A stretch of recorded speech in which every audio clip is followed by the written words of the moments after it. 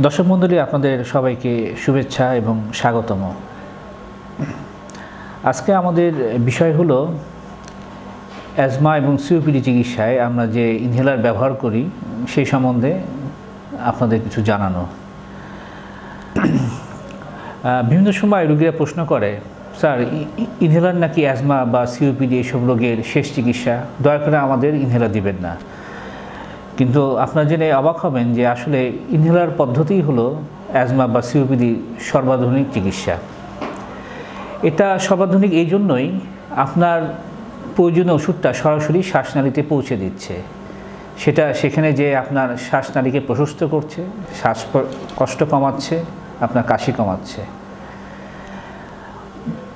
মুখে খাওয়ার ওষুধে যেরকম পার্শ্ব প্রতিক্রিয়া তুলনামূলক অনেক বেশি, কিন্তু ইনহেলার পদ্ধতিতে যেহেতু খুব সামান্য পরিমাণ ওষুধ প্রয়োজন হয়, সেখানে পার্শ্ব প্রতিক্রিয়া খুবই সামান্য।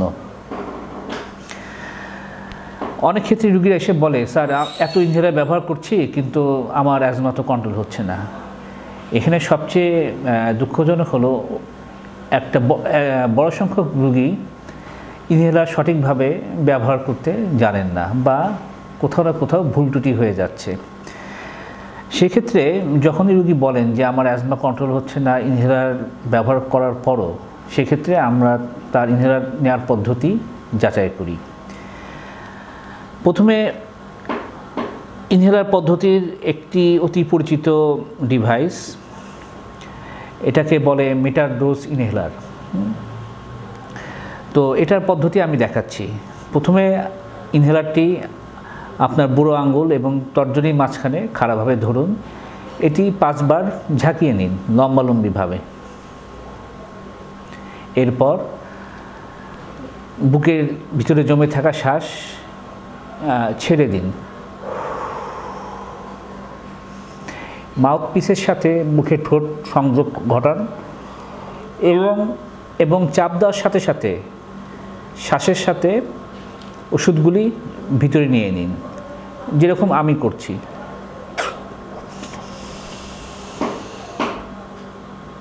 নিয়ে 10 সেকেন্ড আপনার বুকের মধ্যে ওষুধটা ধরে রাখুন এবং ধীরে ধীরে শ্বাস ছাড়ুন। 2 মিনিট পর আরেক চাপ নিন। মনে রাখতে হবে, এই ওষুধ আপনি গিলে খাবেন না বা মুখে জমিয়ে রাখবেন না, বা এটা যদি ঠোঁটের ফাঁক দিয়ে বা নাক দিয়ে বের হয়ে যায় তাহলে এই ওষুধ আপনার কাজে লাগবে না, আপনার অ্যাজমা নিয়ন্ত্রণে আসবে না। আমরা সাধারণত এই ইনহেলার পদ্ধতিতে 2 ধরনের ওষুধ ব্যবহার করি। এক ধরনের ওষুধ হলো যেটি আপনার শ্বাসনালীকে তাৎক্ষণিক প্রশস্ত করবে, এগুলোকে বলা হয় শ্বাসনালী প্রসারক ওষুধ। আরেক ধরনের ওষুধ রয়েছে যেটা হলো ইনহেল কর্টিকোস্টেরয়েড। ইনহেল স্টেরয়েড থাকে যেটা আপনার রোগটাকে ধীরে ধীরে নিয়ন্ত্রণ করে। যেগুলি শ্বাসনালী প্রসারক সেগুলো ব্যবহারের পর কুলি করতে হয় না, কিন্তু যেগুলির মধ্যে স্টেরয়েড ইনহেলার রয়েছে সেই সব ক্ষেত্রে আপনাকে ব্যবহারের 2 মিনিট পর গড়গড়া করে কুলি করতে হবে, যাতে ওষুধটি মুখে জমে না থাকে। জমে থাকলে পরবর্তীতে মুখে হালকা ফাঙ্গাল ইনফেকশন হতে পারে বা আপনার গলাটা কর্কশ হতে পারে। অনেক ক্ষেত্রেই দেখা যায় এই ধরনের ডিভাইসের ওষুধগুলি রোগী ঠিকমতো ব্যবহার করতে পারে না।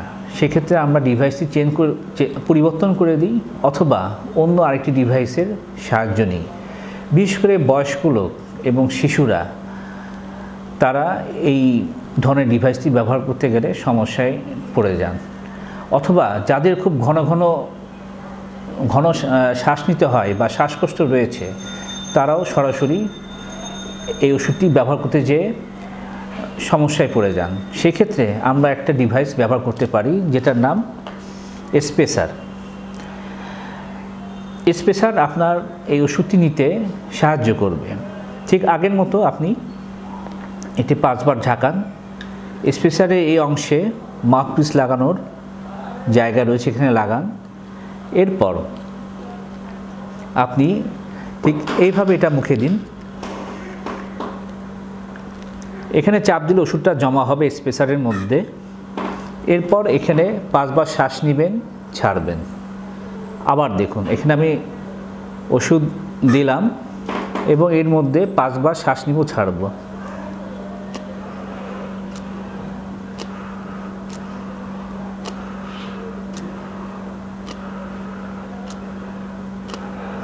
অর্থাৎ ওষুধের এক চাপ এবং আপনার 5 টান। আপনি এটার মধ্যেই শ্বাস নেবেন, ছাড়বেন এবং ওষুধ ধীরে ধীরে আপনার বুকে চলে যাবে। এক্ষেত্রে ভিতরে যে 10 সেকেন্ড আটকায় রাখার ব্যাপারটি, এটার প্রয়োজন হবে না। এছাড়া এটির আরেকটি ব্যবহার রয়েছে।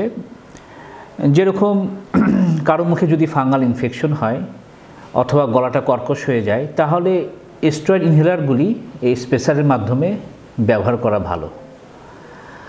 আর বাচ্চাদের ক্ষেত্রে স্পেসারের সাথে মাস্ক লাগানো থাকে। জাস্ট বাচ্চা যদি ঘুমিয়েও থাকে অথবা শুয়েও থাকে বা বসেও থাকে, মাস্কটি নাকসহ মুখের মধ্যে ধরুন এবং একইভাবে 1 চাপ 5 টান, এইভাবে মাস্ক ব্যবহারের মাধ্যমে আপনি স্পেসারটি ব্যবহার করুন। এই অবস্থায় যদি বাচ্চা ঘুমের মধ্যেও খুব সহজে আপনি এই ডিভাইসের মাধ্যমে এবং স্পেসারের মাধ্যমে বাচ্চাকে আপনার ওষুধটি ব্যবহার করাতে পারেন। এছাড়া কোনো ব্যক্তি যদি অজ্ঞান থাকে, সেই ক্ষেত্রেও এই মাস্কসহ স্পেসারটি ব্যবহার করা যায়। এত কিছুর পরেও অনেকে এই এমডিআই ডিভাইসটি ব্যবহার করতে উৎসাহী হন না, কারণ ওষুধ অনেক ক্ষেত্রে মুখে ফাঁক দিয়ে বের হয়ে যায় অথবা ঠিকমতো যে কোঅর্ডিনেশন দরকার, মানে শ্বাস নেওয়া এবং চাপের মধ্যে যে সামঞ্জস্য দরকার, সেটা অনেক সময় হয়ে ওঠে না। সেক্ষেত্রে বাজারে অনেক ধরনের ডিভাইস আছে, সেগুলোকে আমরা বলি ড্রাই পাউডার ইনহেলার। যেরকম এইসব ডিভাইসের সাথে আপনারা হয়তো পরিচিত আছেন। এটা হলো অ্যাকিউহেলার। এটা এক একটা কোম্পানি এক এক রকম নাম দিয়েছে। এটা ধরেন বেক্সি হেলার, যেরকম ব্রিজ হেলার, অ্যাকুলাইজার, রিভুলাইজার, এগুলো সবই ড্রাই পাউডার ইনহেলার এবং এগুলি যে সাধারণত বিভিন্ন রকম ক্যাপসুল বা পাউডার ওষুধ ব্যবহার করা হয়। প্রথমে যদি এই ডিস্কের মতো বা চাকতির মতো অ্যাকুলারটা আমরা পদ্ধতি যদি দেখাই, এখানে দেখেন বুড়ো আঙুল রাখার জন্য একটি জায়গা রয়েছে। আমরা এটা খুলে দিলাম।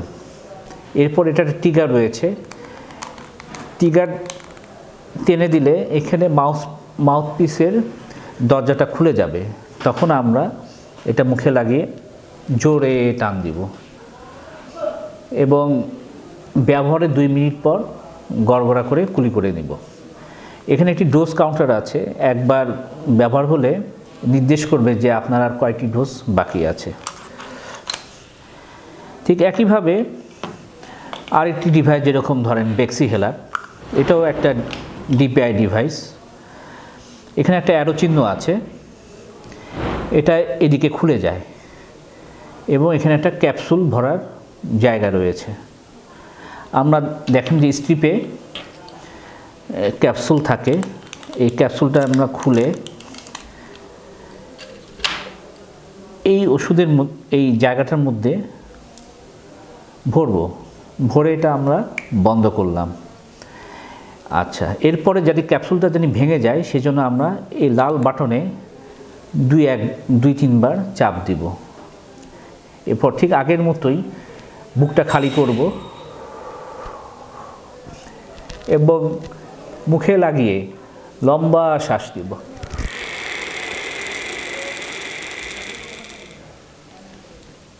দিয়ে 10 সেকেন্ড আমরা এখানে আটকে রাখব বুকের মধ্যে।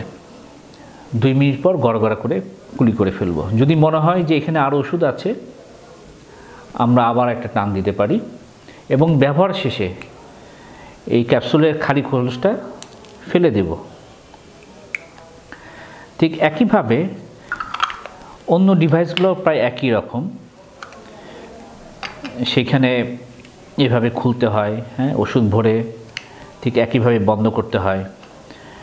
আরও সুন্দর ডিভাইস আছে যেরকম অ্যাকুলাইজার, যেটা কর্মের মধ্যে আপনি ইচ্ছা করলে বুক পকেটেও সুন্দর করে রেখে দিতে পারেন। এটা এখানে ঠিক এই ডিভাইসগুলোও এভাবে খুলে এটা খুলবেন, দিয়ে ক্যাপসুলটা এখানে ভরবেন,